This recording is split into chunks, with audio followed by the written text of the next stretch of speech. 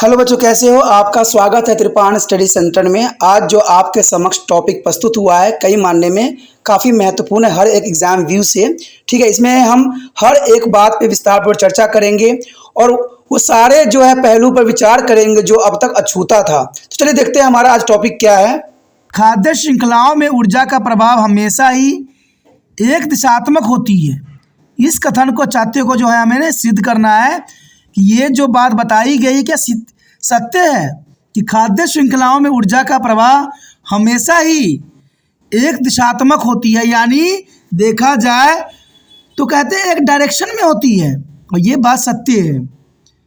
अब इसमें बताइए कि कैसे कीटनाशक खाद्य श्रृंखला में प्रवेश करते हैं और बाद में हमारे शरीर में प्रवेश करते हैं।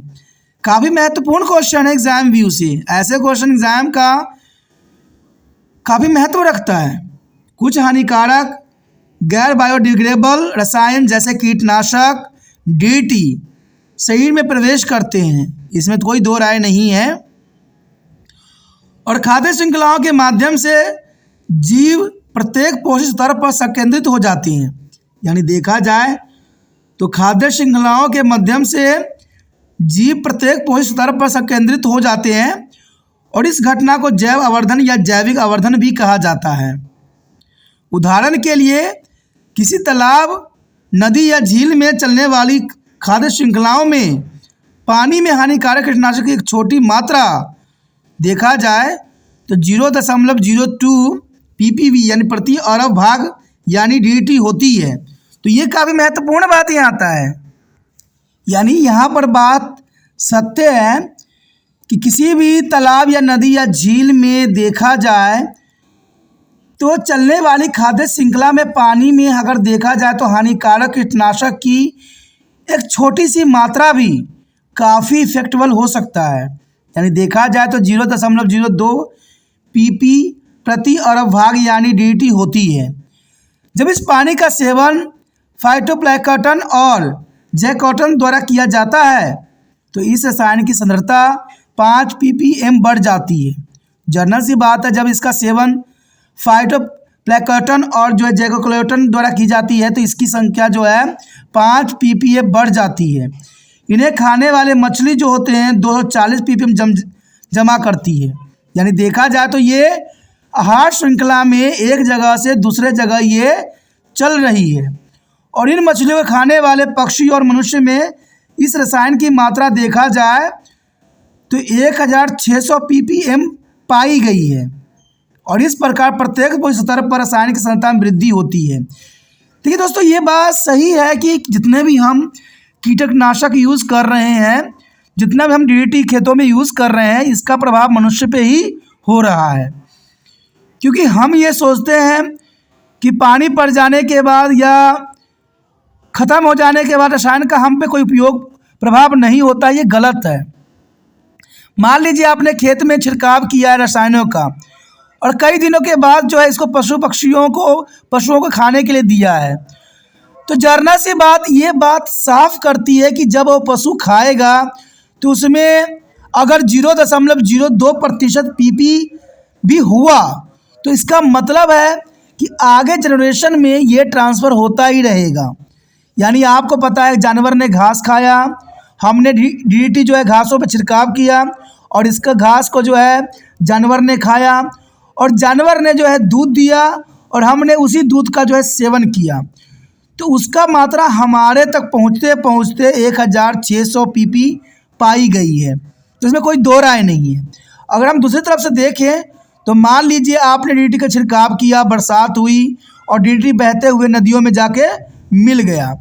नदियों में जब डीडीटी मिला तो उसको मछलियों ने जो है अपने ऑक्सीजन के अंतर्गत, पानी में सांस लेने के अंतर्गत अपने शरीर में इसका उपयोग किया, तो ये मछलियों में चला गया और मछलियों में 240 pp के आसपास रही। लेकिन जब इंसानों ने और किसी पक्षियों ने मछली को खाया तो उसमें जो है 1600 pp जो है वो कीटनाशक प्रवेश कर गया। यानी देखा जाए तो जितने भी चीज़ हम यूज़ कर रहे हैं आधुनिक युग में, उसका प्रभाव हम तक ही पहुंच रही है, और इस बात से सभी इंसान अनभिज्ञ हैं कि जो भी हम खाद खेतों में डालते हैं वो घुमा फिरा के हम तक ही पहुंचती है। कहते हैं इसलिए हमें सोच समझ के आगे कदम उठाने की आवश्यकता होती है। लेकिन इंसान जो है पैसों की लालच में आज तो कहते हैं, ये तो चलिए डीडीटी खेतों में छिड़काव करने की बात है, कीटनाशक खेतों में छिड़काव करने की बात है। आज तो इंसान इतनी लालची हो गया है कि दूध देने के लिए गाय को भी इंजेक्शन लगाते हैं, और फल सब्जियों को बड़ा करने के लिए पेड़ों में भी, सब्जियों में भी इंजेक्शन लगाते हैं। कहते हैं इतने लालच करके क्या कर लेंगे, कौन सी महल खड़ा कर लेंगे, ये मुझे आज तक समझ नहीं आया। क्या इंसानों के मार के जो महल खड़ा करते हैं उनसे उनकी जीवन सुखल हो सकता है? कहते हैं ऐसे लोग कभी भी समाज के लिए नहीं हैं, ये सदैव ही समाज को के दुश्मन हैं, और ऐसे लोगों को सरकार को हद से अधिक दंड देने की प्रावधान करना चाहिए, सख्त सख्त कानून बनाने चाहिए कि ऐसे लोगों को जो इस तरह के प्रावधान करते हैं, गायों को इंजेक्शन देते हैं, सब्जियों में इंजेक्शन मारते हैं, कहते हैं गलत तरीक़ों से जो है इन चीज़ों का उपयोग करते हैं, वो गलत है। सरकार ने देखा जाए तो डीडीटी पर भी प्रतिबंध लगा दिया गया है, लेकिन मैं जानता हूँ डीडीटी का उपयोग आज भी उसी प्रकार से हो रही है जैसे पुराने समय में होता था। क्योंकि मैं एक बात जानता हूँ कि सरकार सिर्फ रूल रेगुलेशन कागज़ बातों में ही लगाती है, कागजी बातों में ही करती है, ज़मीनी हकीकत पर इसका कोई भी प्रभाव हमें प्रत्यक्ष रूप से देखने को नहीं मिलता है, और इसका हम स्वयं पे ही प्रभाव पड़ रहा है। आज देखिए मनुष्य के जो है सब कुछ शरीर में बदलाव के साथ साथ उसके मानसिक तौर पे भी बहुत बदलाव देखने को मिल रहा है। आज लोग छोटी छोटी बातों पर जो है कत्ल कर रहे हैं, छोटी छोटी बातों पे ऐसे ऐसे कार्य कर रहे हैं जिसका हम कल्पना भी पुराने समय में नहीं करते थे। ये सब कहीं ना कहीं इन्हीं चीज़ों का उपयोग के कारण ही उनकी मानसिकता बिगड़ गई है। तो इसी के साथ हमारा ये क्वेश्चन ख़त्म हो जाता है, जो काफ़ी महत्वपूर्ण था एग्ज़ाम व्यू से। ऐसे क्वेश्चन एग्जामिनर का सबसे फेवरेट होता है, तो इस क्वेश्चन को लिखिए भी, समझिए भी, और इसको आगे बढ़ाइए भी। क्योंकि तिरपान स्टडी सेंटर का एक ही मकसद है कि वीडियो हर बच्चे तक पहुँचे और हर बच्चे जो है सही बातों का अनुसरण करें और एग्ज़ाम में अच्छे से अच्छे अंक प्राप्त करें।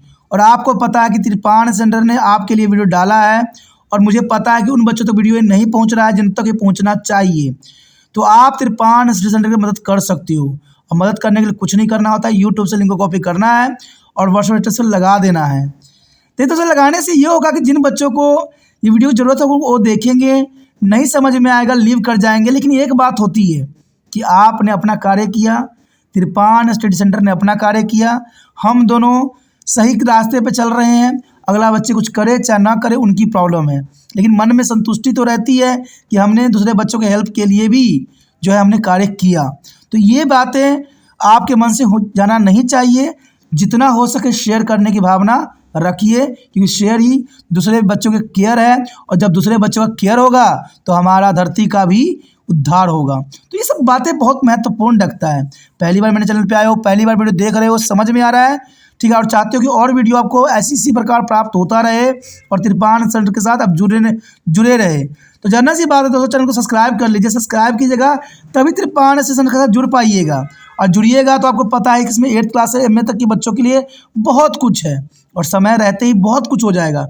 कुछ ही सालों में इतना सारा वीडियो आपको उपलब्ध है, तो समझिए कुछ और सालों में कितना सारा हो सकता है। तो सोचिए नहीं, अभी तिरपान सेंटर को सब्सक्राइब करके मोबाइल में सेव कीजिए।